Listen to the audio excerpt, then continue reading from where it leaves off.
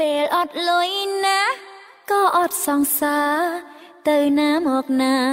បានត្រឹមតែមើលគេ Let's go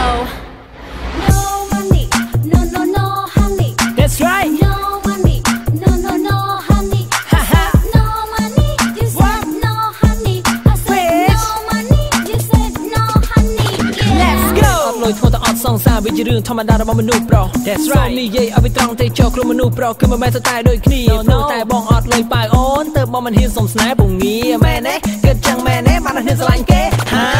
មនុស្សប្រុសខ្លះស្មានថាមនុស្សស្រីមកស្រឡាញ់ខ្លួនគឺព្រោះតែរបង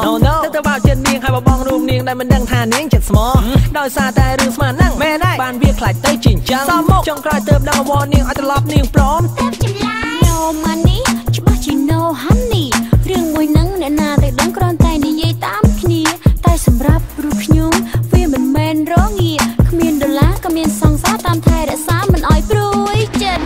Honey No no no honey That's right No money No no no honey No money You said no honey I said no money You said no honey Let's go ខ្លះគិតថាសុខចិត្តនៅទំនេរម្នាក់ឯងវិញទៅវាសប្បាយដើរលេងស៊ីចាយមិនបាច់ខ្វល់ខ្វាយមានអ្នករអ៊ូលែបខាយប៉ុន្តែពេលដើរជុំគេសុទ្ធតែមានគូគេដល់ពេលខ្លួនឯងទំនេរអង្គុយមើលគេពេលមកស្ញាញ់ហើយចាប់ដើមមានចិត្តចង់បានសង្សារពេលភ្លាមតែទៅរកឯណាហើយតាំងស្មានទៅខ្លួនមិនសង្ហាគ្មានអ្នកណាចង់មិនធ្វើសង្សារដោយសារតែរឿងស្មានហ្នឹងបានវាខ្លាចទៅជាអញ្ចឹងមិនគិតខំប្រឹងមានតាណាទៅដឹងថាលោកបងនេះខ្ញុំគ្រាន់តែលោលេងទេខ្ញុំក៏មិនដឹងថាវាយ៉ាងណាដែរខ្ញុំក៏មិនសូវពូកែក៏មិនសូវដឹងដែរនៅពីរឿងព្រានរីនោះទេបើមិនរៀបសារហើយចូលចិត្តចង់រកអាខ្ញុំធ្វើជាមិន S to the P ដល់ R to the D ក្លែងក្លាយ Let's go